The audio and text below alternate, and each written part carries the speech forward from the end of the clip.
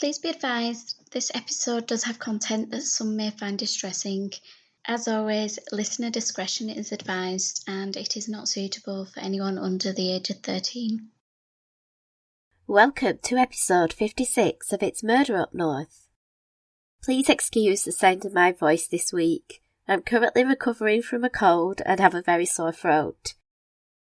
To begin with, I just want to say hello to the podcast's newest Patreon members, Luke and Caroline. Thank you very much for your support. And my heartfelt thanks also goes to the latest iTunes reviewers, Piglet. I am so happy that the podcast is a great companion. And to GMF Grace, it is wonderful to hear that the show is helping you survive lockdown. As always, any support for the show, from joining Patreon, following on social media, leaving reviews and listening, is greatly appreciated. My podcast of the week is a personal favourite of mine and inspired me to start my own show. Murder Mile is hosted by Mike. It is an immersive and exceptional podcast. The depth of research alone is awe-inspiring. And I am so happy to share with you the trailer for his new season. If you haven't already done so, please show Mike the support he so rightly deserves. Here is a sneak peek.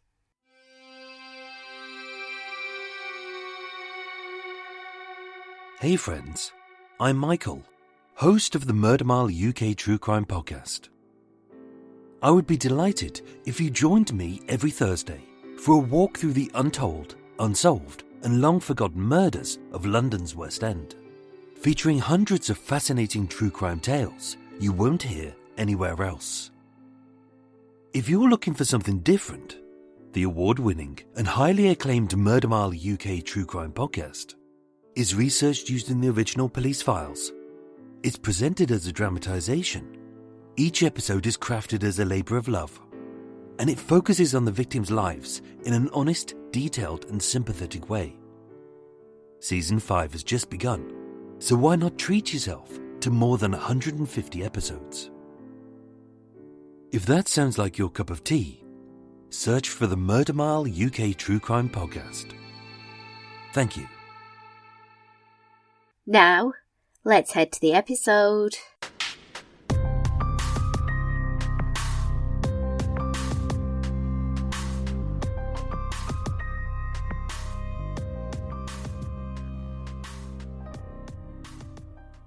The two men forced the door of the property open. A pungent odour filled their lungs. The smell of decay clung in the stale air, and every surface was filled with clutter, which lay under a thick blanket of dust.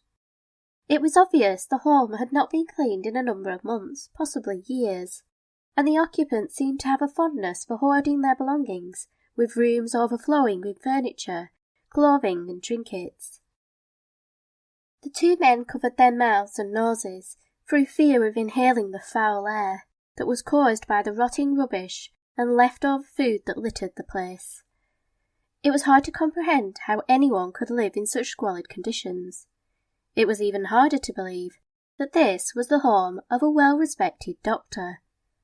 Amidst the clutter and seeming chaos of the house, the two visitors made their way upstairs, calling out the doctor's name as they proceeded towards the most private rooms in the home. Knocking gently upon the large white door that stood at the entrance to the master bedroom, "Dr. Clements, may we come in?"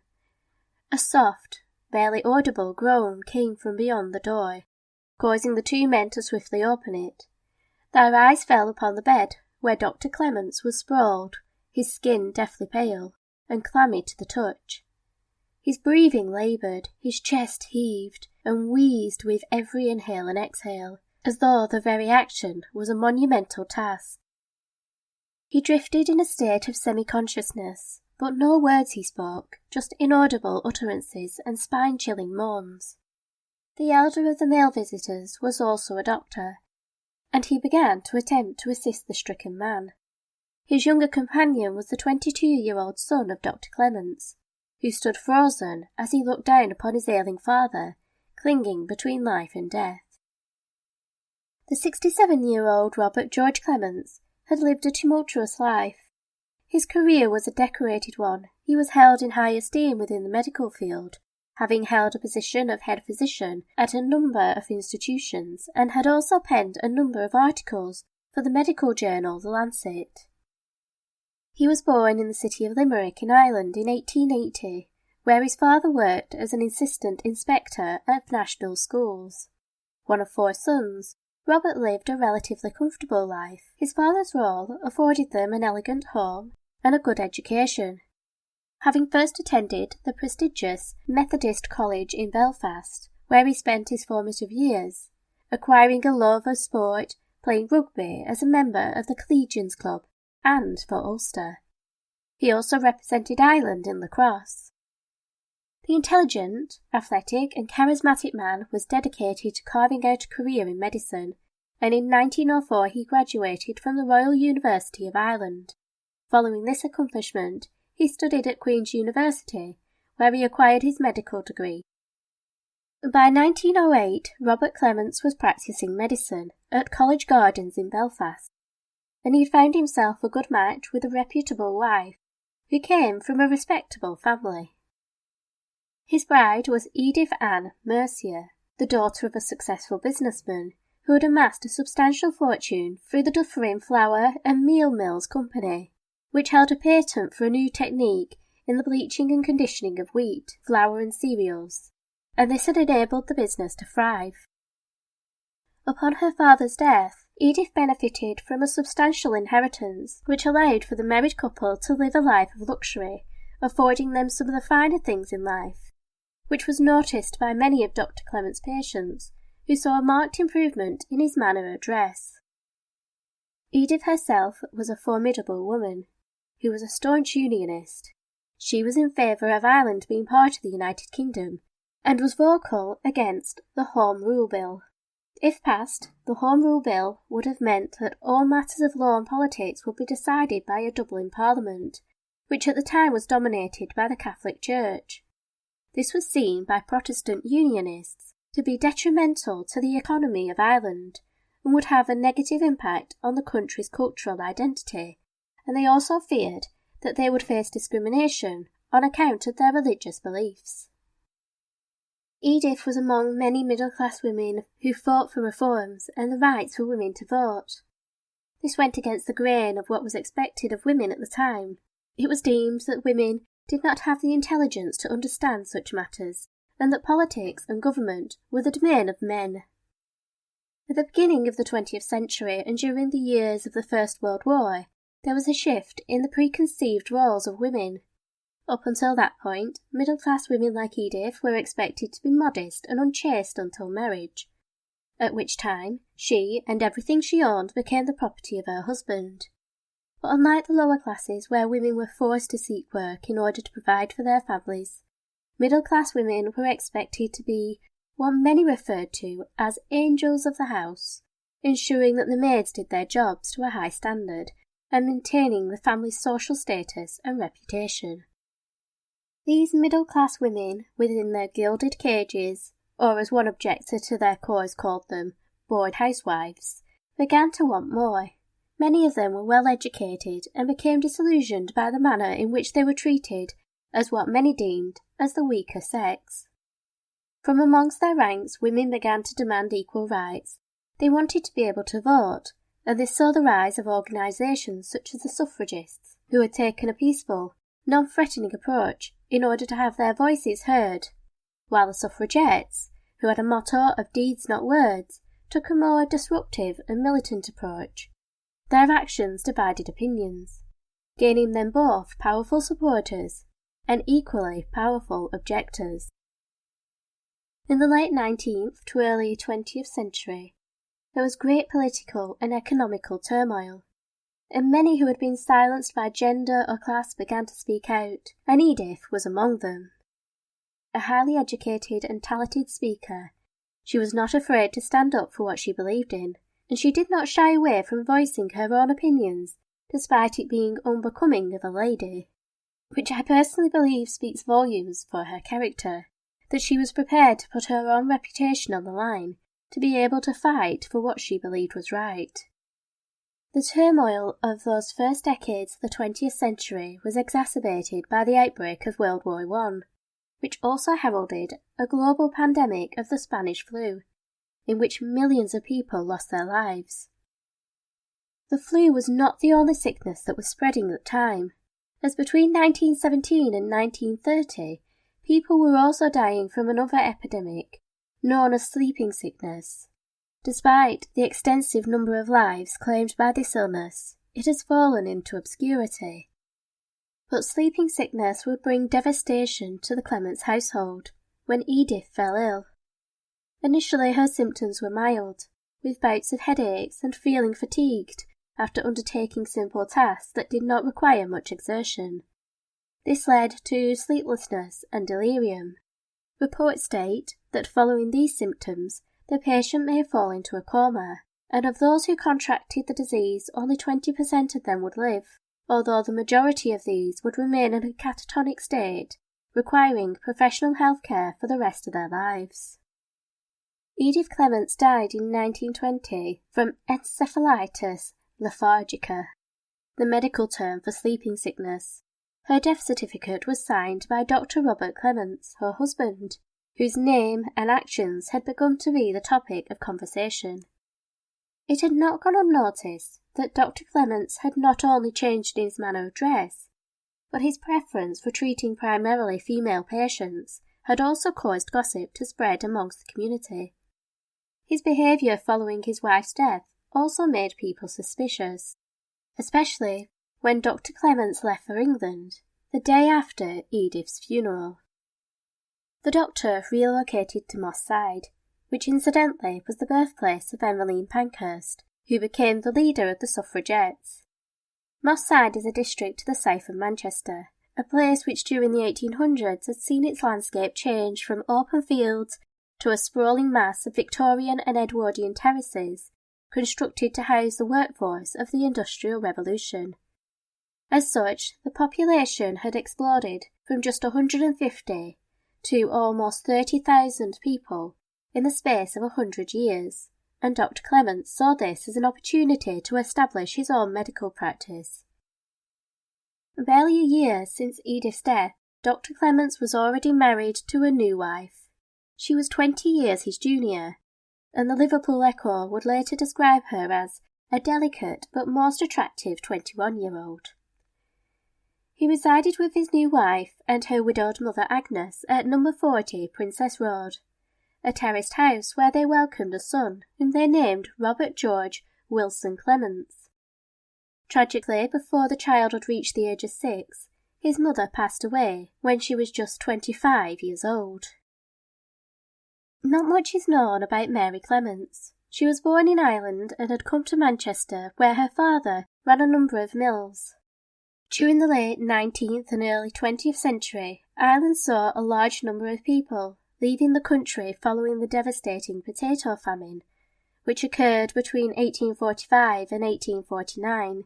It was caused by the failure of the potato crops, and due to this being a staple of much of the population's diet, over 1 million people died from starvation or diseases they were unable to fight due to their weakened, malnourished conditions.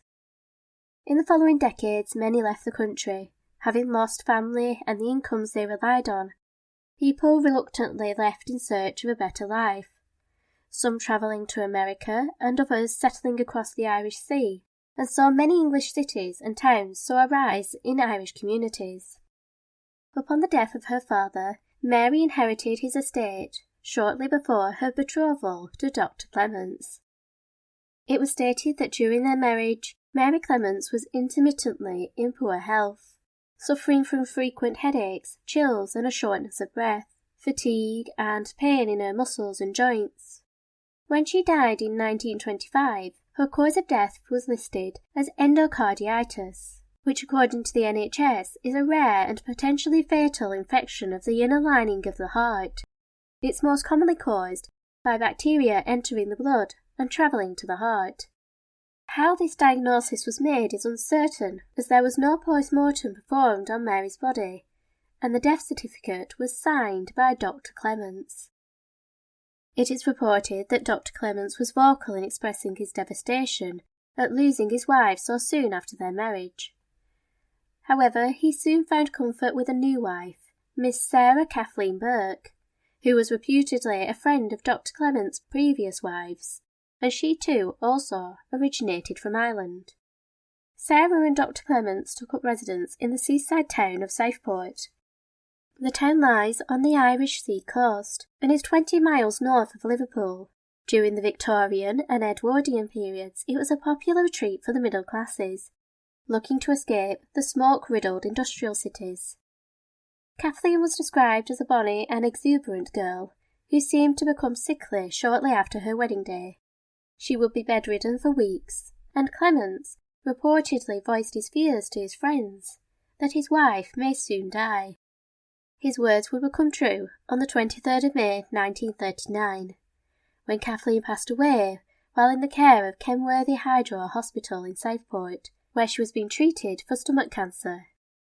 As a senior medical officer at the hospital, it was Dr. Clements' signature on the death certificate. As the grieving husband made plans to lay his wife to rest, concerns regarding Kathleen's death were raised by a female doctor who worked at the Kenworthy Hospital. The doctor had observed Kathleen just 2 days prior to her death and noticed that the patient was enjoying a large meal, which didn't seem strange until the cause of death was listed as stomach cancer. It was at this point that the female doctor contacted Liverpool CID to request they investigate the death, stating that it was highly unlikely that a patient just 2 days away from dying of stomach cancer would have been able to consume a meal in the manner Kathleen had. Liverpool CID set about investigating these suspicions. Unfortunately, their efforts were thwarted by Kathleen's body being transported to Liverpool, where it was cremated, which was allegedly her final wish. Without a body, there was no way to corroborate the suspicions, as a post-mortem could not be performed to determine the actual cause of death. However, unbeknownst to Dr. Clements, he was now on the police radar. By the following year, the unlucky widow had already set his sights on his next wife, a fellow doctor, Miss Amy Victoria Barnett. The couple had met when Amy's father became one of Dr. Clements' patients. Mr. Barnett passed away in January of 1940, leaving Amy as the beneficiary to his substantial estate, which her father had earned through his successful haulage business based in Liverpool. Her inheritance included a flat on the much sought-after Southport Promenade. The town itself had long been a haven for the upper and middle classes, seeing Southport as a more refined place in comparison to the other seaside towns such as Blackpool. Boasting one of the longest piers in the country, the town has earned the title of being the seaside with no sea. Although it sits on the coast, the vast expanse of flat sandy beaches have long prevented the tide from reaching the sea wall. But the sea air was bracing, and this attracted many who felt that it would have healing qualities. This included the newly married Clements. They would often be seen walking along the promenade, enjoying a meal in numerous cafes and restaurants, or shopping on the exclusive Lord Street, which apparently inspired the appearance of Paris when it was rebuilt following the war. Amy was not only wealthy, she was also an intelligent and highly qualified doctor, as well as, reputedly, being a very beautiful young lady. She was well respected amongst her high society peers, and her wedding to Dr. Clements in June 1940 was apparently a highlight of the social calendar.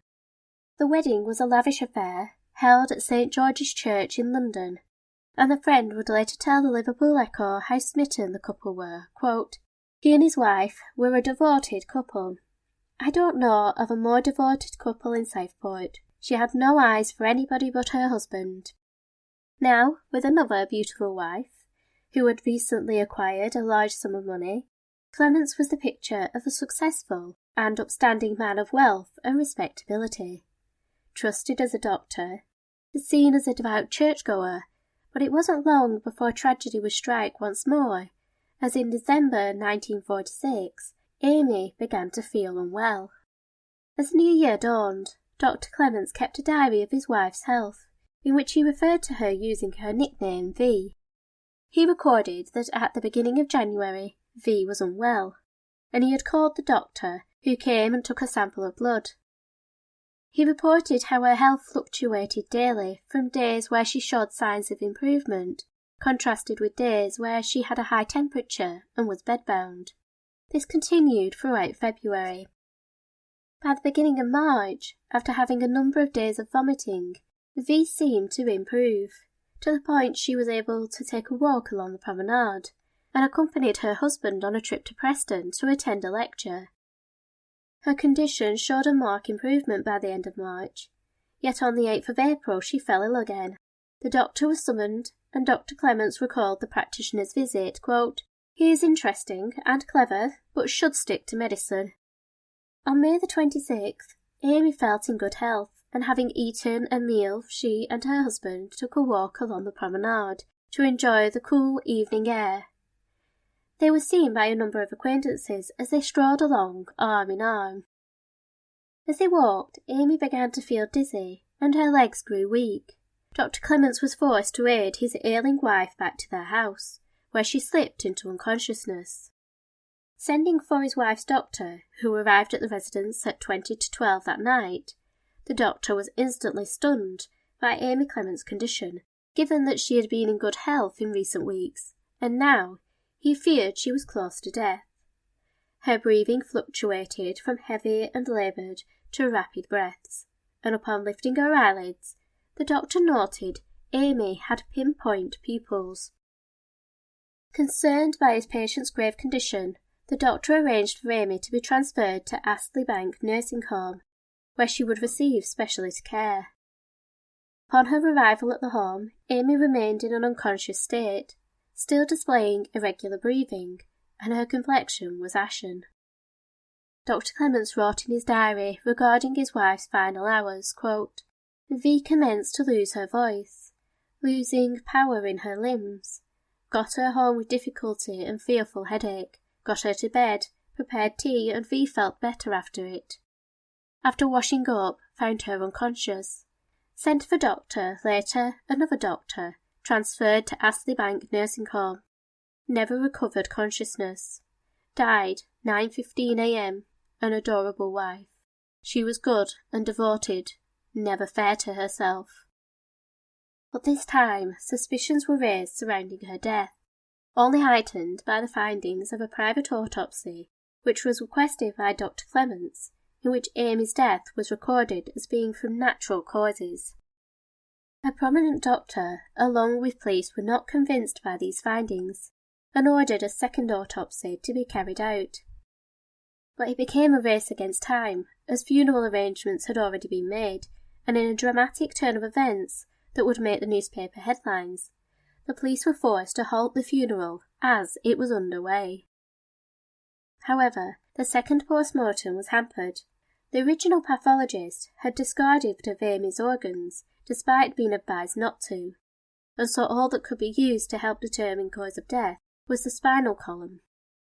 This second autopsy found traces of morphine, and the death was recorded as morphine poisoning. An inquest into Amy's death was ordered, and Dr. Clements was instructed to attend. His diary entry from May the 29th stated, "Police rang up and came and brought me to identify V at the morgue for inquest tomorrow morning. What is it all about?" On the day of the inquest, Dr. Clements failed to attend, and so his son and a doctor headed to the home on Southport Promenade, where they found the 67-year-old unconscious, and despite attempts to revive him, Dr. Robert Clements died upon arrival at the hospital. Following his passing, police recovered a note left by the doctor which stated, "My dear friends, I cannot stand this diabolical insult to me. Thanks to my friends for so many kindnesses. Please carry on. God bless you all, Bertie." With the suspected suicide of Dr. Clements and the death of his wife Amy, an inquest was opened to investigate the events surrounding the incidents, starting with the passing of Amy Clements. Proceedings began on the 31st of May 1947 and were presided over by Coroner Mr. Bolton. He called a variety of people to testify, ranging from friends of the couple to doctors who had treated Amy during her sickness. Just a day after his father's passing, Robert Clements Jr. appeared before the court and stated that his father seemed to be very happy with his new wife. He stated, "They appeared to be quite happy and on good terms. About Christmas time, my father wrote me that my stepmother was ill and kept me informed of her progress. She was confined to bed for a short time, but since she had been up and about as usual recently, the news of her death was sudden." Acquaintances of the couple provided evidence regarding Amy's condition in the months prior to her death, with one lady stating that she had remembered her friend appearing pale and sickly in October of 1946, and she was given an update on Mrs. Clements' condition just before Christmas, when Dr. Clements claimed that Amy had a deficiency of her blood, which had affected his wife's liver and gallbladder. He later added to this by stating that he feared it was only a matter of time before she succumbed to her illness. The witness then recollected how approximately 3 weeks before Amy passed, she had a brief conversation with her, during which she seemed weak and clearly in poor health. According to the witness, Amy told her about how Robert had been taking care of her, quote, "Last week I had an awful day. I could only see Bertie in a mist, and if it wasn't for him, I would not be here now." Other witnesses corroborated this lady's testimony, all commenting on how, despite maintaining her cheerful disposition, Amy was frail. She suffered periodic bouts of sickness, which caused her to have a sudden onset of weakness in her limbs and would lose her voice. A husband and wife testified to the regular visits they received from the Clements, during which they observed Amy's declining health, with the sickly woman advising her friends that she had been struck down by terrifying instances of paralysis and had been haunted by premonitions that she was going to die soon. They recalled how Dr. Clements had described his wife's condition as being a mystery to her doctor, and that they had observed how thin and withdrawn the once effervescent young woman had become. The court would also hear the accounts of a number of doctors who had treated Amy during her illness, who relayed to the coroner that they had been advised by the deceased woman's husband that aside from her being stricken with an unknown sickness, his wife also was, quote, mentally defective, although all the medical practitioners saw no signs of any such conditions. One doctor told the court that he had initially treated Amy following an incident which occurred while she was driving on the 17th of December, during which she claimed that she was struck down by a sudden headache, dizziness, and a weakness which affected her ability to control the vehicle. However, upon carrying out a physical examination, the doctor was unable to find any obvious signs of disease. The following month, the doctor visited her again, and he noted that she was slightly anemic, but the cause of her symptoms was a mystery to him. Over the next month, he sought to continue treating Amy, prescribing iron and vitamins to help her recovery. He noted that on a number of occasions during February, he found he was denied access to the flat, and he was dismissed from his duties when he suggested that Amy may have an early cerebral tumour, which he recommended should be investigated at the local infirmary, which was refused by Dr. Clements. Another physician had also been treating Amy beginning in January 1947, when he diagnosed her with blood poisoning, suggesting the cause was she was not eating properly, and he too advised that she be examined at the local infirmary, as he also suspected a brain condition. Just 3 days before Amy Clements died, the doctor had a conversation with Dr. Clements, who claimed his wife's condition was worsening, but she was refusing to accept any further intervention by medical practitioners. Concluding his testimony to the court, the doctor stated that he was sceptical of Dr. Clements' claims, and that he considered Amy to be, quote, a perfectly healthy woman, apart from some minor maladies.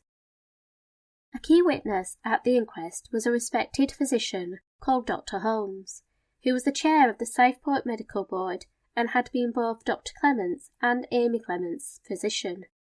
Dr. Holmes advised the hearing that he first became aware of Amy's condition in December 1946. He reported that on that occasion Amy had told him that, quote, she felt like she had lost the use of her legs and had difficulty getting into her car and struggled to drive. having to stop and start the vehicle every 100 yards. Amy complained of a headache and felt dizzy upon getting out of bed. He stated that upon examining Amy, he discovered that she showed no signs of disease, and he was unable to ascertain the cause of her sickness. The doctor proceeded to explain that he continued to monitor Amy's condition every couple of days, and noted an improvement in her health. Dr. Holmes recounted receiving a call on the 26th of May from Robert Clements, advising that his wife had fallen ill. He told the inquest that following her being transferred to Astley Bank Nursing Home, he reassessed her condition and recorded that, quote, she was in a comatose state with a pulse rate of 90 beats per minute and her complexion was pale. Amy suffered 2 minor fits in the doctor's presence, during which she stopped breathing. I noted that during these attacks her lips turned blue and her skin tone became ashen. Upon the passing of Amy Clements, Dr. Holmes advised her husband that due to Amy's death being uncertain, a post-mortem would need to be undertaken. This news was met with some reluctance by Dr. Clements. However, he did allow the procedure to go ahead, and Dr. Holmes was present to perform the autopsy, telling the hearing, quote, we found in the brain nothing but a little fluid between the membranes on the surface. There was no other abnormality beyond the fact that the brain appeared to be a little paler than usual. After that, I asked Houston to examine the rest of the body. James Houston, who had been assisting Dr. Holmes, continued the examination in his absence. Having been instructed to check for any indications of the use of a hypodermic needle or any other injuries to the body, Dr. Holmes had also advised James that the stomach contents be retained in storage and that blood samples be taken, as they may hold the clues to Amy's cause of death. Upon conclusion of the autopsy, James Houston compiled a report in which he noted that he had found signs of anemia in the tissues. The liver was slightly inflamed, but otherwise in good health. However, he discovered the stomach to be holding a large quantity of fluid. He concluded that Amy Clements had died from natural causes, listing myeloid leukemia, which is cancer of the white blood cells, as her official cause of death. This finding allowed for Amy Clements' funeral to be planned. However, police were not satisfied with the outcome of the post-mortem, particularly when they learned it had been privately arranged by Dr. Clements. They had also had contact with a number of people who had voiced their concerns regarding Amy's death. This led to a second autopsy being performed. But to their dismay, when they discovered that all Amy's organs had been destroyed, the pathologist had to rely on the spinal column to collect samples. When these were tested, however, they discovered traces of morphine, which led the pathologist to conclude that Amy had been poisoned. With this information, the police made plans to arrest Dr. Clements. However, he would take his own life before they got the opportunity. At the conclusion of hearing all the evidence, the coroner addressed the jury, who were to decide whether they believed that Dr. Robert Clements was responsible for his wife's demise, or whether there was the possibility that the bottle containing Amy's medicine had been mislabelled, although he clarified that this had not occurred due to the chemist's negligence. Coroner Mr. Bolton asked the jury, quote, what were these attacks that Mrs. Clements suffered from? Were they really illnesses, or were they illnesses produced by morphine or by natural causes? He reminded them that they should take into consideration comments made by Dr. Clements regarding Amy's condition, particularly his mention to his wife not having much time left. Was this because of his medical experience, or did he know the cause of her sickness, and as such, knew she would soon be deceased? The coroner referred to a witness statement that apparently saw the couple walking on the promenade the evening prior to Amy's death, and this woman's statement contradicted Dr. Clements' diary entry, in which he claimed that Amy had become weak and was barely able to walk. However, the witness alleged that when she saw the couple, Amy seemed to be in good health and was walking unaided. The coroner asked the judge to question which statement they found more consistent with the evidence provided. He reminded the jury that they did not need to consider a motive, and that they should bear in mind that many witnesses had stated that the couple were a very happy and affectionate pair. However, Amy was also a very wealthy heiress who owned an estate worth £22,000, which is the equivalent of over £226,000 today. Despite there being no concrete evidence to suggest Dr. Clements would benefit financially from her death, it could be a possibility, the coroner surmised. He concluded by instructing that they had 4 choices. Amy's death was either the result of an accident, or a suicide, or she was murdered. However, if they could not agree, they must return an open verdict. The jury did not take long to decide that Dr. Robert Clements was responsible for the death of his wife. But this was not the end of the inquest. They had to now reach a verdict regarding the death of Dr. Clements, and it was during this part of the hearing that the details of the doctor's previous relationships was disclosed. Court heard that upon the deaths of each of his 3 previous wives, no post-mortems were performed, and the death certificates detailing each woman's cause of death was signed by Dr. Clements. It was then revealed that after each of his wives had passed, he benefited by inheriting their estates. The details of this inheritance were listed, with Dr. Clements being left an estate worth £10 or £117 in today's money by his first wife Edith, whom he had married in Ireland. Upon the death of his second wife, Mary, in Manchester, he inherited £425, which is roughly £25,000 today, and he acquired a similar amount when his third wife, Sarah, had died. It was put to the jury to determine whether they thought Dr. Robert Clements was of sound mind when he chose to end his own life, and if so, had he done so because of a guilty conscience, quote, did he realise at the last moment that an act which he had committed had come to the knowledge of police? Did he realise that a net was closing around him, and he decided to take his own life? The jury would ultimately decide that Dr. Clements had purposely chosen to end his own life, while being of sound mind. Although it could not be proven, it was believed that Dr. Clements was responsible for the death of all 4 of his wives. Yet he would indirectly cause the death of another individual, James Houston, who had performed the first autopsy on Amy Clements, and had ruled her death as natural causes. Upon learning that a second post-mortem had found traces of poison, and finding out that Dr. Clements had possibly been responsible for the deaths of 3 other women, James was distraught. On the 2nd of June, he was found deceased in his laboratory, having ingested more than 300 times the lethal dose of cyanide. With regard to James' state of mind, it was reported that he had not been taking his correct dose of insulin to treat his diabetes. He had been working long hours, struggling to cope with a stressful workload, and was sleep deprived. Outside of work, he was alleged to have been struggling with a housing issue, although I wasn't able to find exactly what that problem was. All these factors, it was believed, had added to James being unable to focus on his work. He had made a number of errors and seemed to have difficulty remembering things. Prior to ending his life, James Houston wrote a note which stated, I have for some time been aware that I have been making too many errors of judgment, and have not profited by experience. One just follows another. Yours faithfully, James M. Houston. The jury at James Houston's inquest reviewed the circumstances of his death, and after less than an hour of deliberation, they came to the determination that James Houston, quote, took his own life while the balance of his mind was so disturbed that he did not know what he was doing. Thank you for joining me for episode 56 of It's Murder Up North. Episode 57 will be available next week. So in the meantime, keep an eye on those shadows.